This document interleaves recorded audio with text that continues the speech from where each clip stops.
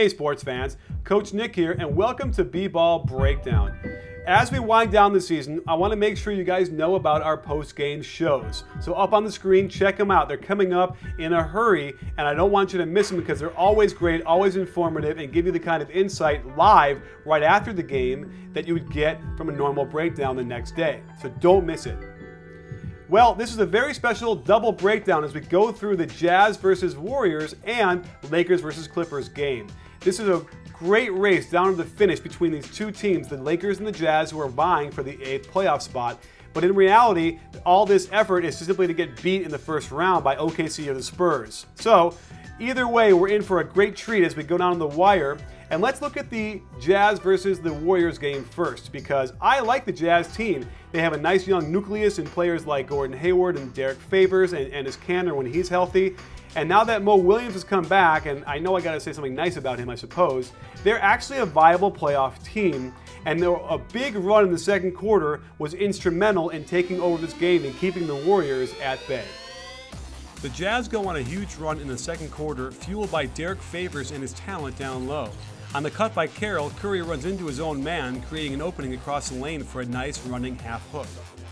Next, watch this gorgeous left foot pivot, giving him space, then a nice spin move and left-handed hook over Landry. Next, Foy gets deep in the lane, forcing Bogut to help. Look at the acrobatics of Favors to tip it up first, then put it in. Mo Williams has given the Jazz a boost with his return, even if he looks ugly doing it.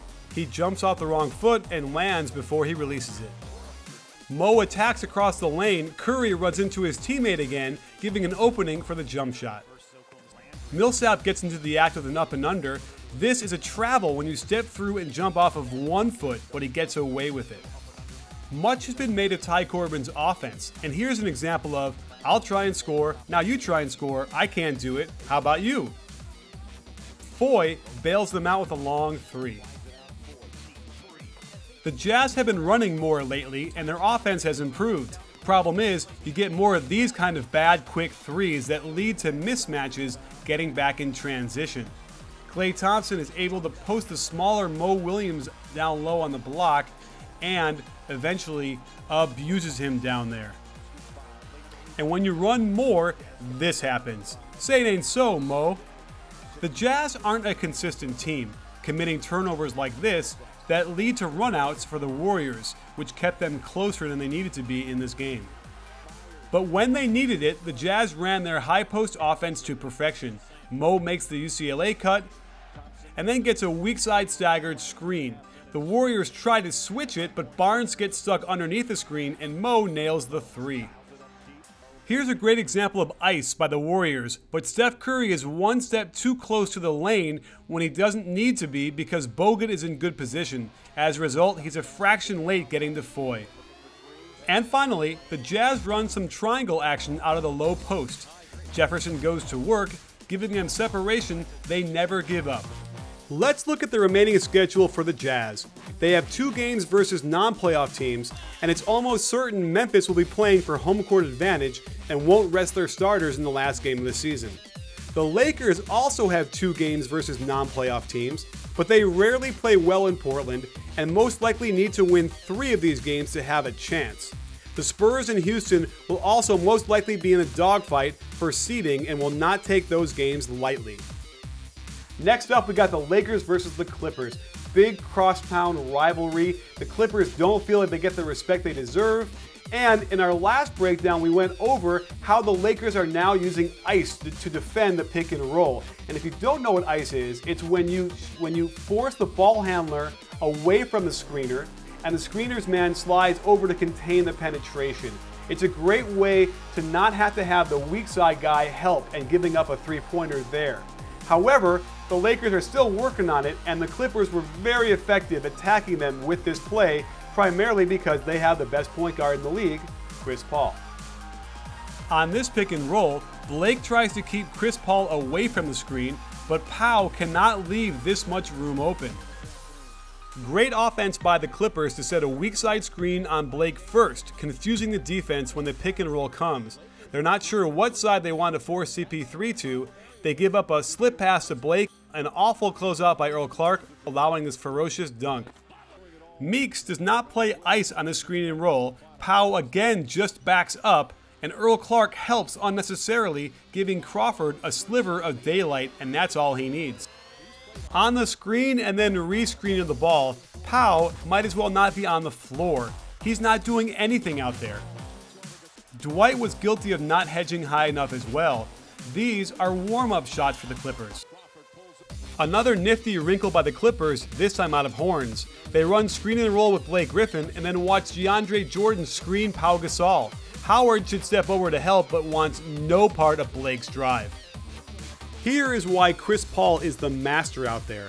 A slight ball fake to Blake freezes Pau Gasol, who's already too deep and ineffectual where he is anyway, and look at this teardrop over Dwight. Very few point guards can do this. Steve Blake ices this screen and roll, but still cannot keep Chris Paul from going middle anyway. CP3 has his choice of plays and converts the floater. Let's look at the folly that is the Kobe Bryant playing time situation. These are his minutes played the last 4 games. Of course, there is no margin for error for the Lakers, but they are simply wearing him out and he has less and less to give as these games wear on. Last night, he had 6 assists in the first, 3 in the second, 1 in the third, and none in the fourth. Look at his field goal percentage by quarters. It plummets quarter by quarter. If he's not getting you assists in the fourth, and he's not hitting shots because he's tired, it's time for D'Antoni to step up to him and get him some damn rest. Coach D'Antoni, if you're not going to control the situation for the benefit of the team, stop coaching. A majority of the time, Kobe is expected to attack from the top into the teeth of the defense and then throw these kind of beautiful dimes. Here's a typical possession from the last month. Kobe has to bring it up, which he does 80% of the time, mostly being pressed, make a move, leap in the air, and throw a pinpoint pass to a teammate and hope he makes it. Then there are the hard fouls he's been taking while the Lakers run everything, and I do mean everything, through him. On this play, he dribbles it 15 times, spins twice, gets the foul, then gets hit by Lionel Hollins after the fact. This stuff is wearing him out. In the fourth, when Kobe is really getting worn out, he's got a fresh Matt Barnes on him, who doesn't even play half the game. Barnes denies him, is right on his tail across the court, and forces Kobe into a tough fadeaway. Watch this shot, and you can't tell me he's not worn out from all this playing time. Out of Horns, Kobe attacks from the corner, has to beat 3 Clipper defenders. No wonder this layup is short. So there you have it, sports fans. This race for the 8th playoff spot will go down to the wire, and the Lakers have New Orleans as the only team that isn't in the midst of fighting for their own playoff spot, while the Jazz have Minnesota twice. Other than that, the other opponents these two teams play are all going to play their players and their stars full minutes trying to get a win. So it'll be very interesting. And remember, if the Jazz go 2-2, the Lakers are going to have to go 4-1. A very tall order, and I don't think it's going to happen. Well, thanks for joining us. Stay tuned for lots more coming up at B-Ball Breakdown, because we're not a channel, we're a conversation. You in?